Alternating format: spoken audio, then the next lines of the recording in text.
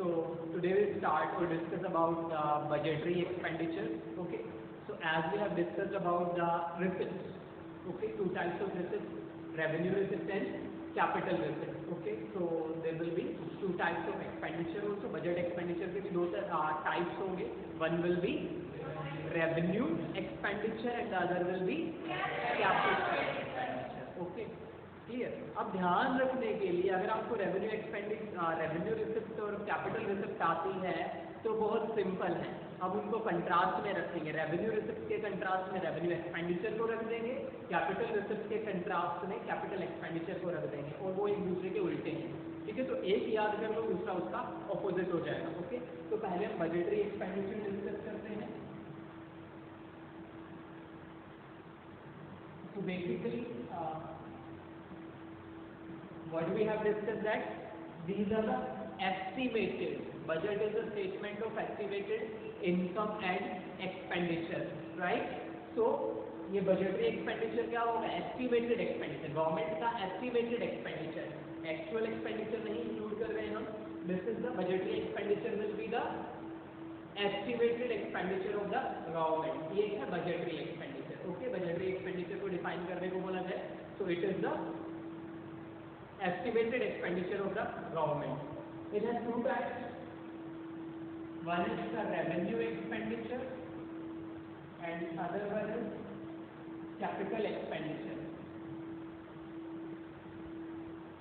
Okay, revenue expenditure and capital expenditure. अब मैं contrast में लिख रहा हूँ revenue receipt and revenue expenditure. Okay, तो रिवाइज भी कर लेंगे। रेवेन्यू रिसिप्ट दो पॉइंट्स पढ़ते हैं ना रिसिप्ट के केस में, तो यहाँ पे भी हम दो ही पॉइंट्स पढ़ेंगे। Revenue receipt are the receipt which do not reduce the assets of the government and do not create और इंक्रीज द लायबिलिटी। ठीक है, एसेट्स को घटाते नहीं है, क्योंकि रेवेन्यू कब आएगी? जब हम अपना एसेट बेच देते हैं तभी हमें इनकम होती है ना। तो ये ऐसी रिसिप्ट है, ऐसी इनकम है जो एसेट को नहीं घटाती, बिना एसेट घटाए ही इनकम हो जाती है। The government may receive such income or receipt without reducing it assets or without selling it assets. अपने एसेट्स को बेचे बिना ही ये रेवेन्यू अर्न कर लेती है। वो रिसिप्ट रेवेन्यू रिसिप्ट होती है। ठीक है, तो इसमें क्या आता है? एसेट्स रिड्यूस नहीं होते, राइट? एसेट्स रिड्यूस नहीं होते, ये वो रिसिप्ट हैं जो एसेट्स रिड्यूस नहीं करती। कंट्रास्ट में क्या है? एक्सपेंडिचर है। तो रिसिप्ट हमारी इनकम है और ये दूसरी तरफ एक्सपेंडिचर है। ठीक है, तो एसेट्स बेच के हम इनकम अर्न कर सकते हैं। तो एक्सपेंडिचर करेंगे तो एसेट्स क्या होती है? बनती है ना, क्रिएट होती है। सपोज हमने प्लांट बनाया, घर बनाया, ठीक है, तो खर्चा तो हुआ लेकिन बदले में क्या बन गया? एसेट बन गई ना, एक बिल्डिंग बन गई। ओके, तो एक्सपेंडिचर क्या क्रिएट करेंगे? एसेट्स को बढ़ाते होंगे। कोई भी एक्सपेंडिचर, मैं यहाँ पे रेवेन्यू एक्सपेंडिचर की बात नहीं कर रहा हूँ, कोई भी एक्सपेंडिचर एसेट्स को बढ़ाते होंगे। हमने खर्चा किया तो बदले में कोई एसेट आई होगी हमारे पास। ठीक है, पैसा गया है तो बदले में कोई एसेट आई होगी। ठीक है, यहाँ पे क्या था? रिसिप्ट किया हमने, मनी रिसिप्ट किया, तो बदले में कुछ दिया होगा ना, तो दैट मीन्स एसेट्स रिड्यूस होने के चांसेस हैं रिसिप्ट के केस में। लेकिन ये वो रिसिप्ट थी, रेवेन्यू रिसिप्ट वो रिसिप्ट थी जो एसेट्स रिड्यूस करके नहीं कमाई जाती। तो एसेट रिड्यूस नहीं हुई, एक्सपेंडिचर एसेट्स को बढ़ाता है। तो रेवेन्यू रिसिप्ट एसेट घटाती नहीं है, तो रेवेन्यू एक्सपेंडिचर एसेट्स को बढ़ाता भी नहीं होगा, राइट? भाई रिसिप्ट क्या है? एसेट्स को घटा के मिलती है, इनकम एसेट्स को घटा के रिड्यूस हुई है। लेकिन ये वो रिसिप्ट है, वो इनकम है जो एसेट्स को घटने नहीं देती है और इनकम बढ़ा देती है। ठीक है, ऐसी रिसिप्ट जो एसेट्स को घटाती नहीं। क्लियर? और एक्सपेंडिचर एसेट्स को बढ़ाते हैं, बेसिकली एक्सपेंडिचर नॉट रेवेन्यू। अगर इस पार्ट को छोड़ दें, आर वाले पार्ट को, सिर्फ एक्सपेंडिचर की बात करें तो एक्सपेंडिचर बेसिकली हमारे एसेट्स को बढ़ाते रहेंगे। ठीक है, सपोज इन्वेस्टमेंट है तो एसेट्स को बढ़ाते हैं, लेकिन ये वो काइंड ऑफ एक्सपेंडिचर है जो एसेट्स को बढ़ाते नहीं होंगे। ठीक है, तो क्या कहेंगे हम रेवेन्यू एक्सपेंडिचर के बारे में? दीज आर सच एक्सपेंडिचर, और these are the expenditure which do not increase the assets, जो हमारी एसेट्स को नहीं बढ़ाते। ठीक है, सॉरी गवर्नमेंट की बात करें, गवर्नमेंट बजट है ना ये। So the expenditure which do not increases the asset, government ने खर्चा तो कर दिया लेकिन बदले में कोई संपत्ति नहीं मिली उसकी, या संपत्ति नहीं बढ़ी उसकी, ठीक है, तो वो खर्चा हमारा क्या होगा, गवर्नमेंट का रेवेन्यू एक्सपेंडिचर होगा, ठीक है। तो such asset which do not create or increases any asset of the government, any asset of the government, ठीक है। ऐसे एक्सपेंडिचर जो गवर्नमेंट की एसेट्स को नहीं क्रिएट करते हैं, गवर्नमेंट के लिए कोई एसेट नहीं बनी, जैसे रोड नहीं बनाए हैं, ठीक है, कोई पब्लिक इंडस्ट्री सेटअप नहीं की है, ठीक है, तो वो कोई इंफ्रास्ट्रक्चर बिल्डअप नहीं किया, कहने का मतलब है कोई इंफ्रास्ट्रक्चर बिल्डअप नहीं किया जिससे कि गवर्नमेंट की ओनरशिप बढ़ जाए, ऐसा कुछ नहीं हुआ। ये है हमारे रेवेन्यू एक्सपेंडिचर, ठीक है। दूसरा पॉइंट हमने कहा था भाई एसेट्स नहीं घटे और बदले में लायबिलिटीज भी नहीं बढ़ती रेवेन्यू रिसिप्ट में। ऐसी रिसिप्ट होती है रेवेन्यू रिसिप्ट जो एसेट को घटाती नहीं है और लायबिलिटी को बढ़ाती नहीं है, ठीक है, तो लायबिलिटी बढ़ती नहीं है किसमें, रेवेन्यू रिसिप्ट में। इसका उल्टा, जैसे इसमें एसेट घटाए नहीं तो बढ़ाए भी नहीं, इसमें लायबिलिटी बढ़ी नहीं तो घटेगी भी नहीं, ठीक है। तो ऐसे expenditure which do not reduces the government liability or liability of the government, ऐसे एक्सपेंडिचर जो गवर्नमेंट की लायबिलिटी को घटाते नहीं है। जैसे आप किसी चीज के लिए जैसे लोन लिया है गवर्नमेंट ने, तो लायबिलिटी क्रिएट हो गई ना, कौन सी, कि उसे वापस करना पड़ेगा, ठीक है। तब जो गवर्नमेंट लोन वापस करेगी तो गवर्नमेंट का वो खर्चा माना जाएगा, एक्सपेंडिचर में काउंट करेंगे थे ना, रीपेमेंट ऑफ लोन गवर्नमेंट का एक्सपेंडिचर है, तो रीपेमेंट अगर कर देगी लोन की तो गवर्नमेंट की लायबिलिटी खत्म हो जाएगी। अब तो उधार वापस नहीं करना ना, जब उधार वापस कर दे तो लायबल नहीं हुआ वापस करने के लिए, दोबारा देने के लिए, ठीक है। सो गवर्नमेंट का एक्सपेंडिचर है वो, लेकिन उससे क्या लायबिलिटी रिड्यूस कर दी कि अगर गवर्नमेंट ने एक बार लोन रीपे कर दिया तो अब उसके फिर से वो बोझ हट गया, कर्ज का जो बोझ था, लोन का जो बर्डन था, डेट बर्डन वो हट गया, अब लायबिलिटी नहीं है, ठीक है। तो लोन की रीपेमेंट के साथ ही लायबिलिटी घट गई, लेकिन ये वो एक्सपेंडिचर है जो लायबिलिटी भी नहीं घटाता, लायबिलिटी अभी भी रखी हुई है, सिर्फ अभी भी बोझ है, ठीक है, क्लियर। एक्सपेंडिचर भी कर दिया लेकिन लायबिलिटी कोई पे ऑफ नहीं है, कोई लायबिलिटी डिस्चार्ज नहीं किया आपने, ठीक है। तो एसेट बढ़ाती नहीं है, लायबिलिटी घटाती नहीं है। जैसे यहाँ पे उल्टा चलेगा, ये एसेट घटाते नहीं है तो ये बढ़ाते नहीं है, ये लायबिलिटी बढ़ाते नहीं है तो लायबिलिटी घटाते नहीं है, ठीक है, क्लियर, याद रहेगा। अब जैसे कौन से एक्सपेंडिचर्स होते हैं ऐसे जो एसेट बढ़ाएंगे नहीं और लायबिलिटी घटाएंगे नहीं, for example subsidy, pension, these are the government expenditure no, क्योंकि गवर्नमेंट लोगों को बांटती है पैसा पेंशन की फॉर्म में, स्कॉलरशिप की फॉर्म में, सब्सिडीज की फॉर्म में, ठीक है, क्लियर। तो गवर्नमेंट के तो खजाने में से चला जाएगा, तो दैट मीन्स गवर्नमेंट का तो खर्चा होगा नहीं, ठीक है, चाहे वो सेंट्रल गवर्नमेंट है चाहे वो स्टेट गवर्नमेंट है, देती है सब्सिडी, पेंशन बांटती है, स्कॉलरशिप देती है, ठीक है। तो ये क्या है हमारे revenue expenditure, pension, scholarship and subsidy, grant, donations and grant, state government को दिया, सेंट्रल गवर्नमेंट ने इन केस ऑफ कंटिजेंट सिचुएशन, ठीक है, लाइक फॉर एग्जांपल किसी स्टेट में कोई नेचुरल कैलेमिटी की सिचुएशन या कोई हैपनिंग हुआ जिस वजह से सेंट्रल गवर्नमेंट, जैसे केरला में लाइक फ्लड आया था, गुजरात में अर्थक्वेक आया था, तो इस तरीके से लाइक उत्तराखंड में भी आया था, ठीक है। सो इस तरीके से जो अलग अलग स्टेट में होता है तो सेंट्रल गवर्नमेंट भी ग्रांट देती है, ठीक है। तो उस केस में खर्चा तो हुआ गवर्नमेंट का, लेकिन क्या गवर्नमेंट का कोई एसेट क्रिएट हुआ, क्या लायबिलिटी डिस्चार्ज हो गई, नहीं ना, ये तो कंटिजेंट प्रॉब्लम्स, एक इमरजेंसी थी, ठीक है, गवर्नमेंट को ये पे करना पड़ा, ओके, या देना पड़ा, ग्रांट दिया, ठीक है, तो लायबिलिटी खत्म नहीं कि लोन कम हो गया, अब लोन नहीं वापस नहीं करना पड़ेगा, ऐसा कुछ भी नहीं हुआ, और बदले में किसी एसेट की ओनरशिप भी नहीं मिली, ठीक है। तो ये जो खर्चे हैं वो सारे क्या हो गए, रेवेन्यू एक्सपेंडिचर हो गए, क्लियर, रेवेन्यू एक्सपेंडिचर, ओके। अब देखो यहाँ पर हमने जो ग्रांट पढ़ा है, और चीज यहाँ पे जो हमने ग्रांट पढ़ा है, grant given by the central government to the state government in case of natural calamity, ठीक है, तब तो हम मानते हैं कि भाई कोई एसेट क्रिएट नहीं हुआ, राइट, नेचुरल कैलेमिटीज या इमरजेंसी के केस में जब कोई भी ग्रांट दिया तो वहाँ पे एसेट क्रिएट नहीं हुआ, लेकिन वो grant, such grants which are given by the central government to state government for development activity, central, जैसे सिंपल सी बात है, कोई पंचायत में कोई काम हो रहा है तो स्टेट गवर्नमेंट उसको ग्रांट दे रही है ना, ठीक है, इसी तरीके से स्टेट को भी इशू करती है ग्रांट सेंट्रल गवर्नमेंट, ठीक है, तो डेवलपमेंट एक्टिविटीज के लिए सेंट्रल गवर्नमेंट स्टेट गवर्नमेंट को ग्रांट देती है, ठीक है। अब चाहे वो रोड बनाने के लिए दिया हो, चाहे कोई बिजली घर पावर ग्रिड बन रहा है, ठीक है, या फिर लाइक डैम्स बने, पोन्स बनाए जा रहे हैं गाँव में, ठीक है, लाइक ड्रेनेज सिस्टम है, तो ये सारे क्या है, इंफ्रास्ट्रक्चर डेवलपमेंट के लिए दिए गए हैं ग्रांट। तो बेसिकली कोई बिल्डिंग बन रही है, इंफ्रास्ट्रक्चर डेवलप हुआ ना, बिल्डिंग आई, एसेट आया ओनरशिप में, ठीक है, लेकिन उनको भी हम रेवेन्यू रिसिप्ट में ही कंसीडर करेंगे as it is according to the convention of the government. Government की कोई कन्वेंशन है कि सारे ग्रांट, गवर्नमेंट ने कन्वेंशन पहले ही बनाया हुआ है, ठीक है, कि जितने भी ग्रांट्स होंगे चाहे वो डेवलपमेंटल एक्टिविटीज के लिए दिए जाए, चाहे नॉन डेवलपमेंटल एक्टिविटीज के लिए, सारे ग्रांट्स रेवेन्यू रिसिप्ट में ही काउंट किए जाएंगे, okay. It is according to the convention of the government. Government ने कन्वेंशन बनाया हुआ है, जैसे कोई लॉ बना दिया, उस तरीके से गवर्नमेंट का कन्वेंशन है जिसमें सारे ग्रांट रेवेन्यू रिसिप्ट में ही काउंट किए जाएंगे, चाहे वो इंफ्रास्ट्रक्चर डेवलप करने के लिए दिए जाए चाहे नहीं, ठीक है। तो अगर क्वेश्चन में लिखा है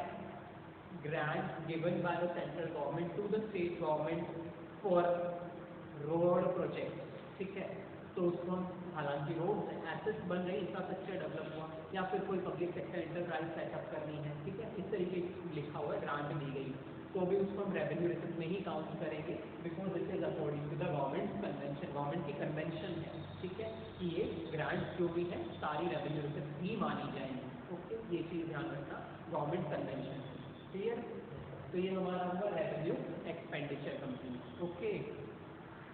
Okay, now we'll discuss about the capital receipts and capital expenditure simultaneously. Capital receipts हम पढ़ चुके हैं, क्या होती है capital receipts, दो पॉइंट्स हैं इसमें भी, वो रिसिप्ट जो गवर्नमेंट की एसेट्स को रिड्यूस कर देती है और लायबिलिटीज को बढ़ा देती है, ठीक है, उसका उल्टा कैपिटल एक्सपेंडिचर, ठीक है। तो capital receipts are the receipt और सच रिसिप्ट व्हिच रिड्यूस, भाई आ रहा है रिसिप्ट, तो देखो पैसा आ रहा है तो बदले में कुछ बेचा होगा, ओके, तो एसेट्स रिड्यूस हुए होंगे, ओके।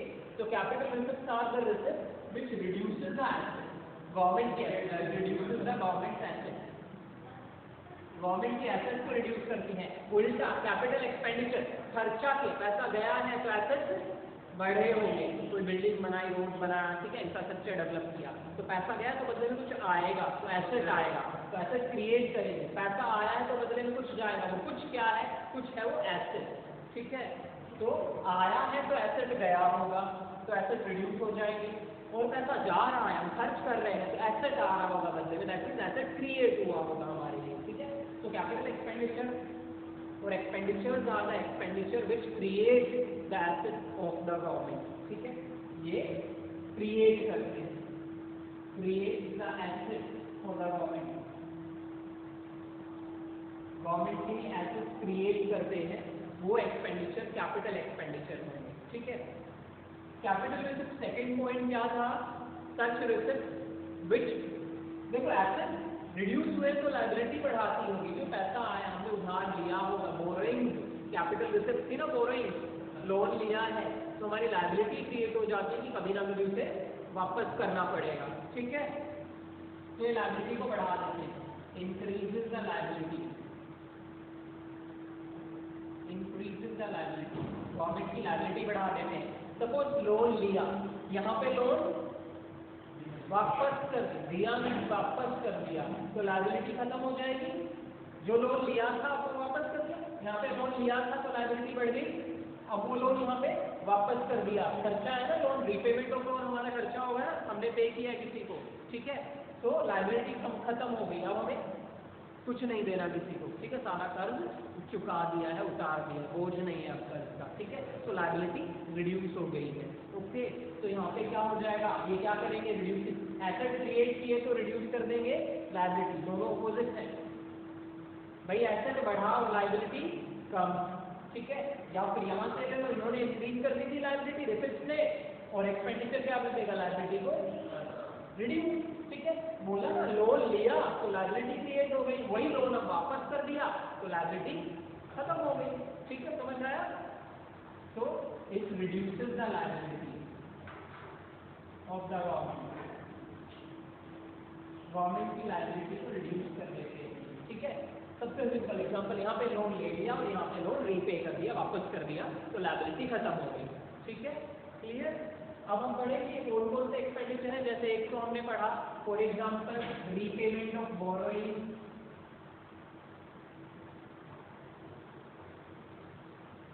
रीपेमेंट ऑफ बोरोइंग हमारी लायबिलिटी को रिड्यूस कर देते हैं, तो वो कैपिटल एक्सपेंडिचर माना जाएगा।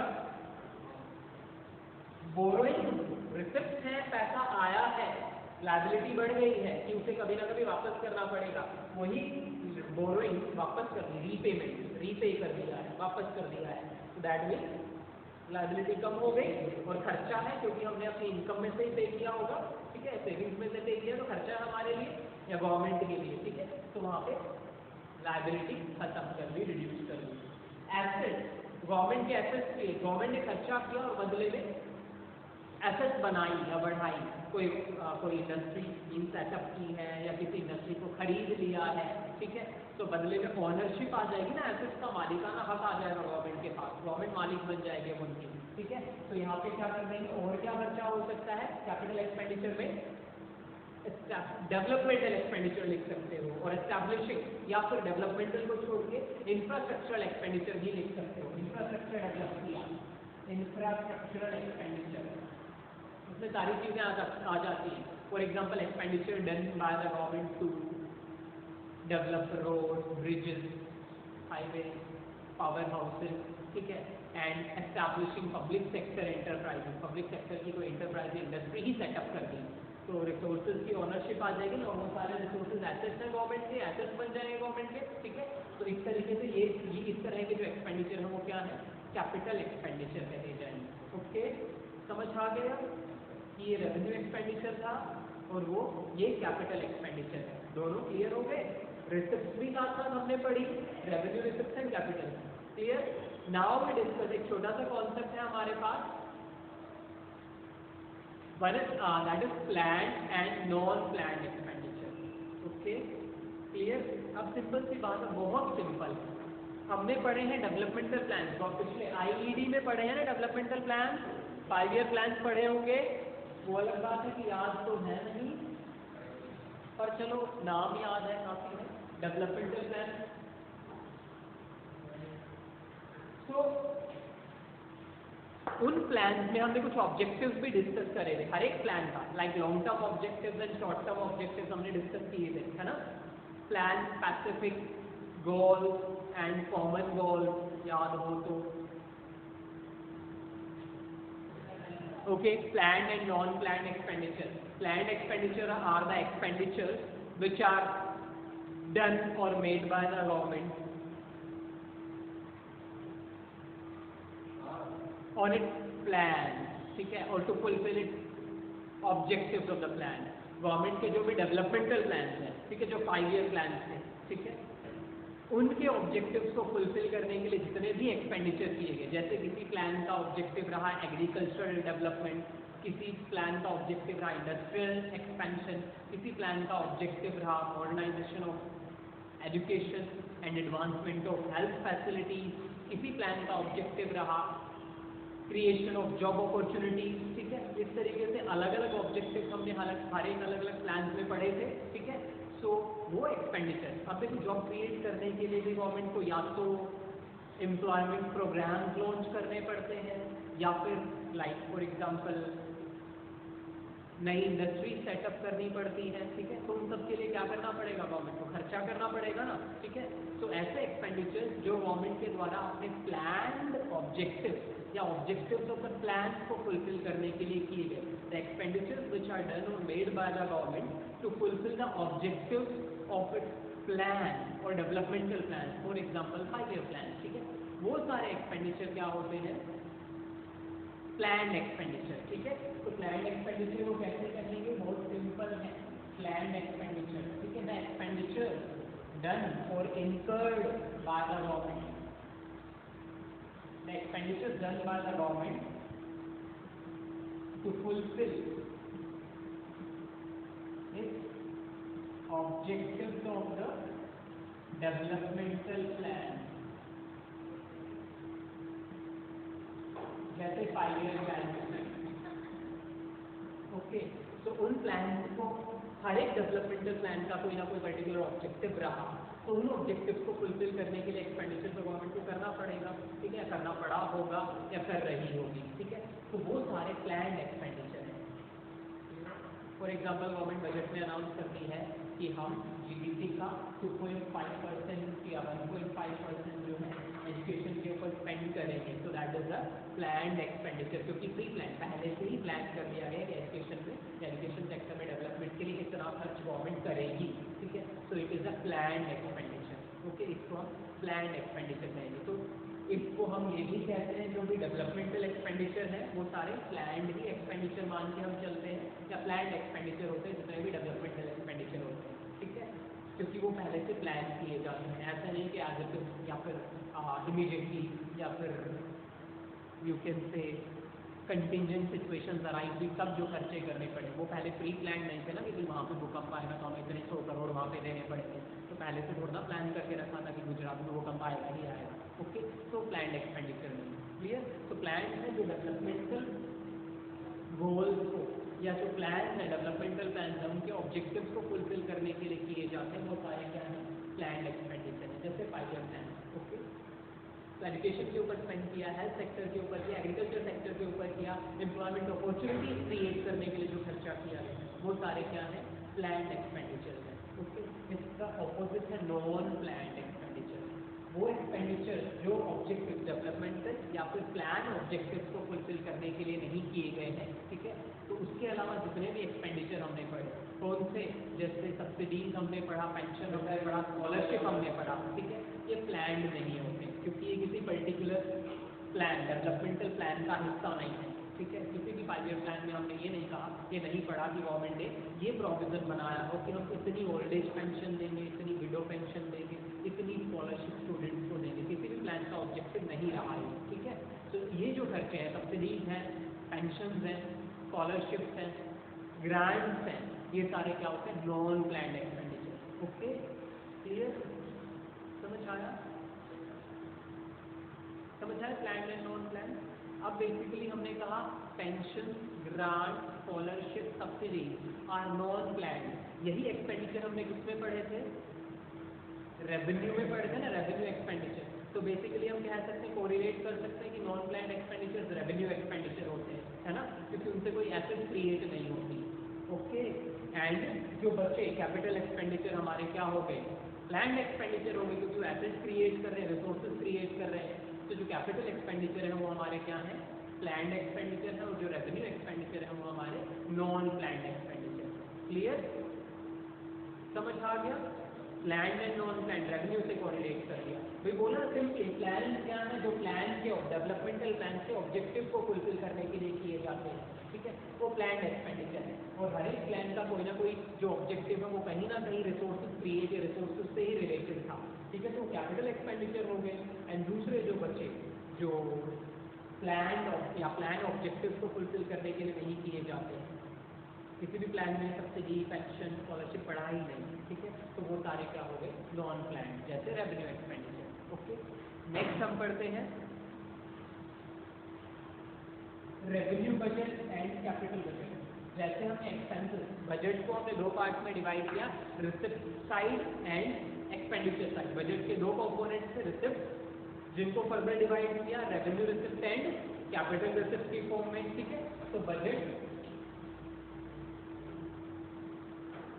दो पार्ट थे, receipt side and expenditure side, ठीक है, बजट के दो। देन रिसिप्ट को हमने फर्दर डिवाइड कर दिया, ये रेवेन्यू रिसिप्ट है एंड ये कैपिटल रिसिप्ट है, ठीक है। इसी तरीके से एक्सपेंडिचर को हमने डिवाइड किया दो पार्ट में, ये रेवेन्यू एक्सपेंडिचर है और ये कैपिटल एक्सपेंडिचर है। तो बेसिकली जब बजट के दो साइड है, दो कंपोनेंट है, receipt side of the budget and expenditure side of the budget, ठीक है, क्लियर। और उनको फर्दर हमने रेवेन्यू एंड कैपिटल में revenue receipt, capital receipt, revenue expenditure and capital expenditure. हमने इन दोनों को कंट्रास्ट में रख के उनको कुछ सिमिलैरिटीज एंड डिसिमिलैरिटीज भी फाइंड आउट करेंगे। तो रेवेन्यू को हम कोरिलेट कर सकते हैं कैपिटल को कर सकते हैं, that is revenue side of the budget and capital side of the budget. अब हम बजट की रिसिप्ट और एक्सपेंडिचर की दो ब्रांचेज हैं, जो रेवेन्यू रिसिप्ट और कैपिटल रिसिप्ट एंड एक्सपेंडिचर की revenue expenditure and capital expenditure. Receipt और एक्सपेंडिचर की दो ब्रांचेज हैं, रिसिप्ट की भी दो ब्रांचेज हैं एंड एक्सपेंडिचर की भी दो ब्रांचेज हैं, ठीक है। अब रेवेन्यू को रेवेन्यू के साथ मिला दो, कैपिटल को कैपिटल के साथ, ठीक है। तो ये क्या है, revenue receipt and revenue expenditure बन जाएंगे। When the revenue side of the budget, budget की रेवेन्यू साइड, जिसके दो हमने यहाँ पे क्या किया, रिसिप्ट साइड के दो ब्रांचेस बनाई, इधर एक्सपेंडिचर साइड की, रेवेन्यू की भी दो ब्रांचेस बना ले हम, ठीक है। कैसे बनेंगी, दो पार्ट बनेंगे रेवेन्यू के भी, क्या, एक तो रेवेन्यू रिसिप्ट हो जाएगी और एक रेवेन्यू एक्सपेंडिचर हो जाएगा। बजट में ही आते हैं ना, बजट के दो कंपोनेंट है, एक्सपेंडिचर एंड रिसिप्ट, एक रेवेन्यू एक्सपेंडिचर है और एक कैपिटल एक्सपेंडिचर है, एक रेवेन्यू रिसिप्ट है और एक कैपिटल रिसिप्ट है, ठीक है। तो हम रेवेन्यू को अलग रख लेते हैं और कैपिटल को अलग रख लेते हैं, ठीक है। तो यहाँ पे क्या आया, revenue receipt and revenue expenditure. दूसरी तरफ कैपिटल को भी दो पार्ट में डिवाइड कर लो, क्या बन जाएगा, कैपिटल के दो पार्ट क्या हो गए, कैपिटल के रिसिप्ट भी है और कैपिटल के एक्सपेंडिचर भी है, तो capital receipt and capital expenditure, ठीक है। क्या हुआ,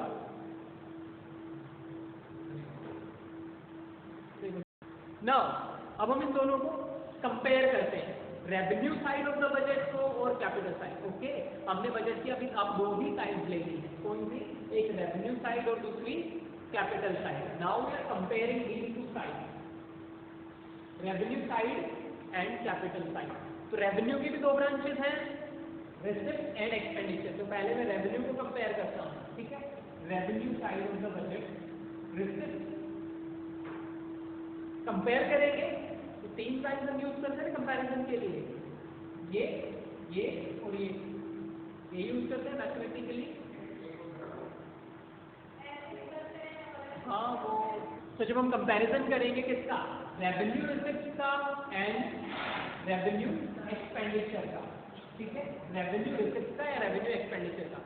तो क्या हो सकता है, या तो ये दोनों इक्वल हो सकती हैं, या ये ज्यादा और ये कम, या फिर ये ज्यादा और ये कम, ठीक है। तीनों केसेस में क्या है, एक बार मैं इससे आगे ये लगा दूं, revenue receipt are equal to revenue expenditure.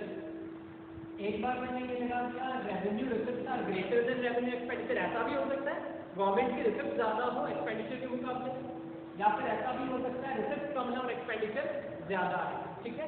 तो we are comparing the revenue receipt with revenue expenditure. Budget का रेवेन्यू साइड ही हम लेके चल रहे हैं, ओके, बजट का रेवेन्यू साइड कंपेयर करेंगे रिसिप्ट को एक्सपेंडिचर के साथ, क्लियर। तो the receipts are less than expenditure. जब रिसिप्ट कम है और एक्सपेंडिचर ज्यादा है तो क्या हुआ, घाटा, डेफिसिट हुआ, ठीक है। तो यहाँ पे बजट डेफिसिट है, इसको हम क्या कहेंगे, कौन से बजट का कौन सा हिस्सा लिया हमने, रेवेन्यू, तो ये रेवेन्यू डेफिसिट हो जाएगी, ओके। तो this case will be revenue deficit, घाटा।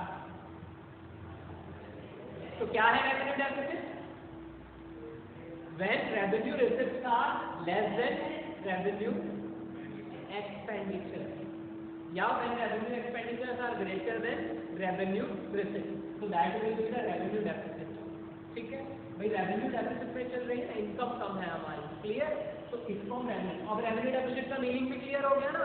अगर इसे डिफाइन करना हो कि व्हाट इज रेवेन्यू डेफिसिट, क्या है revenue deficit, when the revenue receipts are less than revenue expenditure, या फिर revenue expenditures are greater than revenue receipts, ठीक है। now equal, इसे बैलेंस्ड बजट कहते हैं, ठीक है। तो रेवेन्यू जो बजट है, बजट का रेवेन्यू साइड है, so that will be called the balanced budget, और revenue side of the budget is in balance, ठीक है, क्लियर। ये बैलेंस्ड बजट है या revenue side of the budget is in balance, ठीक है, दोनों इक्वल है, तो ये बैलेंस्ड बजट है। This is receipts are more than expenditure, so it will be surplus revenue. यहाँ पे रिसिप्ट जो है, ठीक है, इनकम जो है एक्सपेंडिचर से ज्यादा है, या एक्सपेंडिचर जो है वो इनकम से कम है, ठीक है, तो इसको हम क्या नाम देंगे, सरप्लस, ठीक है, हमारी इनकम ज्यादा है, एक्सपेंडिचर कम है, तो बजट क्या है, सरप्लस, तो that will be surplus revenue. Okay, clear हो गया। अब ऐसे कैपिटल साइड को कर लेंगे कंपेयर। जैसे यहाँ पे हमने रेवेन्यू डेफिसिट पढ़ा, सरप्लस रेवेन्यू पढ़ा, वैसे कैपिटल डेफिसिट आ जाएगी और सरप्लस कैपिटल आ जाएगी और बैलेंस बजट आ जाएगा, ठीक है। तो हम यहाँ पे कैपिटल साइड लिख देते हैं, capital receipts are greater than capital expenditure, when capital receipts are greater than capital expenditure, surplus आ जाएगा, ठीक है, सरप्लस कैपिटल बजट। ओके, उल्टा कर दो, डेफिसिट आ जाएगा, कैपिटल डेफिसिट, रेवेन्यू कम है, एक्सपेंडिचर ज्यादा है, ठीक है, तो यहाँ पे डेफिसिट हो जाएगा। ओके, क्लियर, समझ आ गया। रेवेन्यू साइड और कैपिटल साइड अलग अलग। नाउ